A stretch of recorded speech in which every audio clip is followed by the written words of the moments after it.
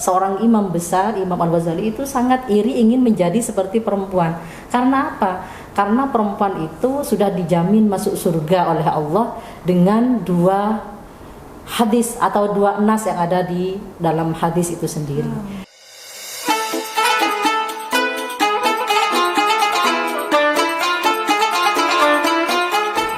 Assalamualaikum warahmatullahi wabarakatuh. Marhaban ya Ramadan semua. Ketemu lagi sama saya Sarli, tentunya di channel Semacam TV di program kajian rutin Ramadan. Di kajian rutin kali ini kita gestarnya berbeda karena kita kedatangan cewek cantik asal Sumeneb juga kebetulan. Siapakah beliau? Selamat sore Ibu. Selamat sore Mbak Sarli. Ya, saya manggilnya Ibu, Kakak. Ya, Ibu saja. Enggak Kakak, Ibu. Jangan. Masih fresh kok. Masih Enggak. seperti anak kuliahan. Enggak, sudah ibu-ibu. Dan Mbak Sarli itu seperti anak saya sudah. Iya. Seumuran dengan anak saya. Oh, tidak kelihatan tapi. Oke, mungkin Ibu bisa memperkenalkan diri terlebih dahulu kepada pemirsa Semacam TV di rumah. Baik, nama saya Nur Hekimah. Saya berasal dari Desa Laklau, Kecamatan Lenteng. Profesi saya sebagai guru di salah satu SD di Lenteng, yaitu di SDN Lembung Barat. Di Lembung Barat. Ibu, kalau misalnya Ibu kan namanya Nur Hekimah. Iya. Kepanjangan nggak sih Ibu? Kita manggilnya apa nih anaknya? Yang biasa, yang terkenal maksudnya dari masa kecil sampai sekarang itu saya biasa dipanggil Bu Kim saja. Jangan-jangan Ibu bukan dari Lenteng, dari Korea, Kim Jong Un. Mungkin juga dulu. Cuma ke bawah ini paling ya Bu, ke bawah arus paling.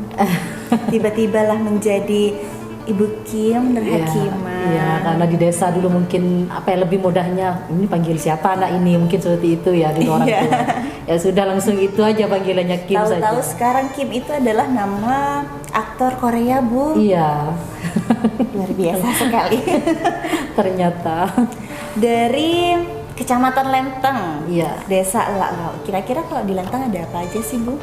Kalau di Lenteng itu kalau makanan ciri khasnya itu ada olet. Olet. Iya. Olet itu seperti apa? Olet itu terbuat dari apa namanya ya?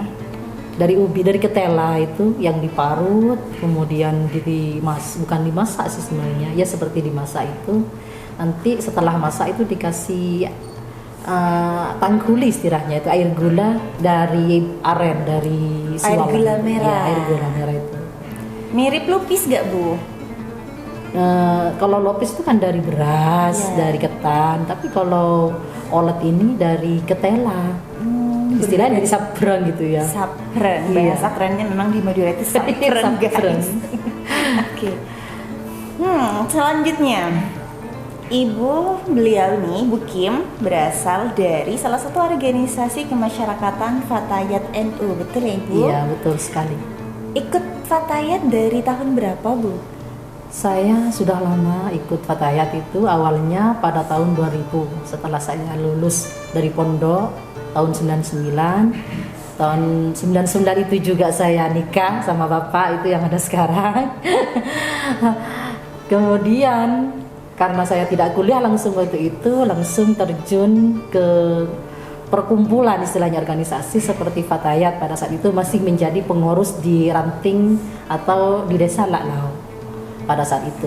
Selanjutnya pada tahun 2010 saya itu menjadi ketua ranting Fatayat NU Laklau, juga sebagai pengurus pimpinan anak cabang Fatayat NU Lenteng. Wow, keren sekali. Sampai tahun 2023 kemarin. Dan sekarang mulai tahun 2023 sampai 2027 insya Allah mudah-mudahan sampai selesai saya dipercaya, diamanahkan menjadi ketua pimpinan anak cabang Fatayat NU Lenteng. Alhamdulillah. Dan luar juga biasa. di tingkatan kabupaten saya sebagai pengurus, salah satu pengurus pimpinan cabang Fatayat NU Sumeneb sebagai koordinator bidang sosial seni dan budaya periode 2024-2029. Sebegitu banyaknya Sherly saja yang mendengar itu agak ruwet. Tapi kenapa wajah ibu tidak mengeluarkan raut-raut yang ruwet, ibu? Ya karena berfatayat itu menurut saya itu justru menghibur. Happy ya? Iya happy. Justru kalau saya di rumah terus gitu, justru itu yang mumet. Jadi keluarnya berorganisasi di fatayat itu ketemu teman-teman ya, semua pikiran yang berat itu hilang. Jadi kayak cair lagi. Iya cair lagi, dapat ilmu dan semacamnya, dapat pengalaman, pengetahuan, belajar dari teman-temannya baik-baik, para nyai, para alim ya luar biasa. Pokoknya semuanya dapat. Tapi tunggu dulu, Bu. Dari tahun 2000 ya, Bu? Iya. Wow, Sherly belum lahir. Tidak ada masih, makanya saya tuh umur 18 tahun waktu itu. Karena kan orang desa yang pegunungan itu pedalaman ini jarang gitu mengkuliahkan anaknya, langsung dinikahkan setelah keluar dari pondok. Dulu masa saya itu masih masa-masa Siti Nurbaya semua, ada yang umur 13 tahun nikah. Wow. Tahun 95 sampai 97 itu ada yang umur umur 15 tahun nikah, keluar MTS nikah. Hanya saya sajalah di lingkungan saya yang keluar MA, setingkat SMA itu yang nikah baru setelah lulus SMA. Berarti pada zaman waktu itu masih lumrah ya, Bu? Iya, masih Siti Nurbaya banget gitu. Siti Nurbaya banget. Iya. Untung sekarang Sherly tidak Siti Nurbaya banget eranya. Berbicara terkait ketika ibu ikut organisasi kemasyarakatan Fatayat ini agar seperti menambah ilmu, Iya. tentunya ilmu. Ketika kita berpenampilan nih, Iya. Bu, ini boleh nggak sih orang-orang itu menilai, oh dia ini orangnya berilmu nih karena penampilannya bagus? Itu boleh nggak sih, Bu, kayak gitu? Ya, sebenarnya itu kan relatif penilaian itu ya. Kalau sekarang itu kan, wow, penampilannya luar biasa, menutup. Kadang kan kita itu pakaiannya yang agamis banget, syar'i banget, tapi kan belum tentu. Tapi karena apa ya? Karena sudah ada perintah, kemudian mendengar kajian-kajian, mungkin ya sering mengikuti pengajian, sering mengikuti arahan-arahan. Jadi berpakaian yang menurut agama itu baik seperti apa, yang tidak menunjukkan apa, ya minimal mungkin lah. Walaupun tidak secara keilmuan tidak mendalam, tapi karena sudah bertemannya di lingkungan yang dengan perempuan-perempuan yang memberikan kita kontribusi secara keilmuan, maka terjadilah perubahan-perubahan itu secara zahir, terutama dari penampilan. Jadi sesuai dengan perkumpulannya, lingkungannya lah seperti iya. itu. Kalau pakaian Sherly bagaimana? Apakah terlihat seperti orang berilmu atau minimal apakah seperti orang kalem, manis, penyabar? Sudah termasuk saya kira, karena kan tidak melekat di tubuh gitu ya, tidak menampakkan Lekukan ya. Lekukan apa maksudnya? Lekukan yang seperti itu. Kita lagi puasa. Iya. Dari segi penampilan itu kan sama dengan saya gitu ya. Biasa-biasa saja. Kebiasaan perempuan muslim di Indonesia itu kan seperti ini gitu. Nasionalnya seperti ini. Bunda Hovifah itu kan mencontohkan seperti inilah kita. Walaupun Bunda Yeni Wahid itu tetap mempertahankan budaya tradisional nenek moyangnya dengan pakaian kerudung yang hanya begini saja. Tapi menurut saya itu bukan berarti Bunda Yeni tidak tahu hukum-hukum keagamaan, bukan berarti. Tapi Bunda Yeni itu dulu begini katanya ceritanya ya. Nenek-nenek saya dulu, nenek buyut saya dulu pakai seperti ini. Apakah mereka kafir? Tidak kan? Bukan berarti menutup yang sampai seperti ini berarti yang muslim banget gitu. Kalau berarti buyut-buyut kita yang terdahulu itu kan kelihatannya berarti kafir dong, seperti padahal tidak kan sebenarnya. Ini kan masalah waktu sebenarnya kan ya. Dan relatif sih sebenarnya. Iya, penilaian itu relatif, penampilan itu relatif. Dan kira-kira kalau misalnya kita kan menjaga penampilan untuk menjaga kehormatan diri lah ya istilahnya. Kira-kira untuk menjaga kehormatan diri itu sendiri, Ibu, apakah hanya dari penampilan saja? Tidak cukup. Bagaimana kemudian kita menjaga tutur kita, lisan kita, menjaga tindakan kita. Apalagi ini sudah jadi tokoh, anggaplah ya tokoh muda, Jadi setiap detiknya itu dilihat Dan dinilai pasti itu. Jangankan di ruang publik ya yang terbuka, dalam rumah saja anak saya ini yang kecil ini kan semuanya mencontoh saya gitu loh. Ketika ditegur yang mau sholat, sedangkan saya tidak sholat gitu, kenapa Umi tidak sholat gitu kan ya, Iya, betul kenapa sekali. Umi ya tidak bisa sholat, saya kan sedang berhalangan. Apa halangan itu kemudian itu kan muncul lagi, kenapa itu mbak tidak puasa padahal besar, kok saya harus puasa padahal saya kecil gitu. Banyak seperti itu. Iya makanya mungkin walaupun memang kita pun ada keterbatasan, seperti saya misalnya ya, kita semua pasti ada keterbatasan, tapi setidaknya seminimal mungkin kita memberikan uswah kepada lingkungan kita, terutama kepada keluarga dan kepada teman-teman kita, terutama yang dilihat paling gila itu dari segi penampilan dan cara berbicara ya. Nah, tadi kan kalau misalnya penampilan nih Bu, kita kan relatif lah ya, tergantung dengan zamannya. Nah, menurut Ibu sendiri ketika melihat lah perbedaan penampilan anak-anak zaman sekarang lah, seperti seumuran Serly atau di bawahnya Serly, itu kan antara era dulu dengan era sekarang yang sudah era digital banget nih. Iya. Bagaimana menurut Ibu? Ya sudah banyak perkembangannya. Sebenarnya kalau segi penampilan itu tidak begitu berubah banget. Yang dulu malah itu sekarang model lagi, viral lagi. Betul gitu. sekali, banyak sekali sekarang model-model baju yang zaman dulu yang sekarang keluar zaman lagi. saya masih remaja itu sekarang kok tren lagi saya kira. Seperti itu, mulai dari kulot yang semi apa gitu, atasan yang seperti apa gitu, tapi semuanya itu alhamdulillah ya, model-model sekarang itu kan kita itu banyak pilihan, banyak kreator, maksudnya Pak desainer itu kreatif banget bagaimana tetap menjaga kesarian dalam berbusana itu sendiri. Betul sekali. Jadi pada intinya lah tergantung kepada kesadaran diri masing-masing. Saya kira saya jarang gitu sekarang melihat para anak pemudi-pemudi itu pakai yang ketat-ketat, jarang gitu. Saya jarang melihat. Justru ya. yang seperti ini walaupun pakai kardigan dan segala macam itu tetap kelihatan tubuhnya tidak berlekuk-lekuk. Iya, tetap syar'i itu. Alhamdulillah tapi ya Ibu. Iya.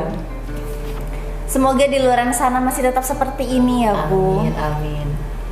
Dan selanjutnya Ibu, kalau misalnya di penampilan itu kan relatif, apakah di lisan kita nih cara ngomong pas ngegas nih, Iya. boleh nggak sih dikatakan atau kita langsung menilai itu tuh ngomongnya kotor banget, pasti dia jahat, pasti dia ini punya niat buruk nih ke temennya gitu.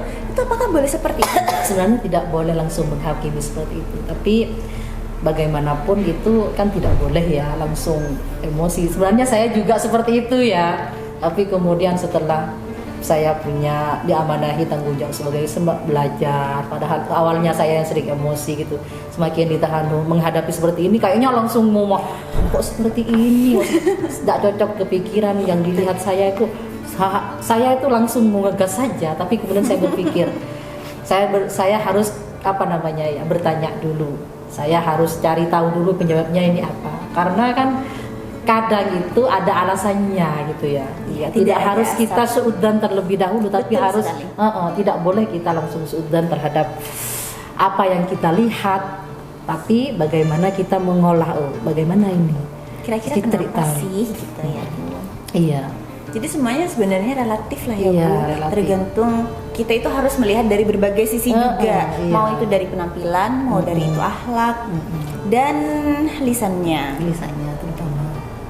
Dan Ibu, kalau misalnya menurut Ibu nih, yang sudah sekitar 25 tahun sudah berfatayat, Iya. atau 25 tahun umurnya saja Ibu, 42 sudah. sudah 25 tahun berfatayat, kira-kira hal yang paling afdol, poin yang paling afdol untuk menjaga kehormatan diri itu seperti apa? Menjaga kehormatan diri ya dari segi tadi yang paling tampak itu zahir, itu penampilan bagaimana kita mengikuti apa yang sudah kita ketahui, misalnya di pondok kita di sekolah sudah diajarkan seperti ini, terus kemudian di masyarakat kita mengikuti melanjutkan belajar ya di fatayat ya di perkumpulan yang lain, tentunya itu untuk mengingat bahwa yang dohir ini yang tampak lebih dulu inilah adalah sebagai dasar, maksudnya standar yang dilihat gitu. Sebagai tameng utama. Sebagai tameng utama ini. Kemudian barulah mengolah yang di dalam. Bagaimana kemudian kita bertutur, bagaimana kemudian kita bertindak, itu pelan-pelan akan mengikuti dengan sendirinya. Berarti betul ya, bukan ada kalimat bahwasanya orang itu akan cara berperilakunya, cara ngomongnya itu akan mengikuti dengan pakaian yang dipakainya. Iya, walaupun 1001 ya ada kadang oknum gitu ya, berpakaian yang syar'i banget, tapi kemudian ternyata loh, iya ya kok seperti ini sudah bulan puasa, tapi ini misal tiba. Ini juga fakta sih, kita kan tidak mau bergibah, tidak mau bergibah, tapi kenyataan terjadi, tapi ini harus menjadi pelajaran untuk kita semua bahwa kita mudah-mudahan dijauhkan dari hal-hal yang seperti itu. Terutama Sherly, karena Sherly masih belum menikah. Iya. Semoga dijauhkan Amin. dari hal-hal yang buruk dan tentunya merugikan ya Bu. Iya. Dan kalau berbicara terkait penampilan, sekarang kan sudah zamannya digital nih Bu. Iya. Terus AI di mana-mana. Kita kan misal kayak Sherly sudah pakai gamis, sudah pakai kerudung yang menutupi dada lah istilahnya, dan juga memakai pakaian yang tidak memperlihatkan lekuk tubuh.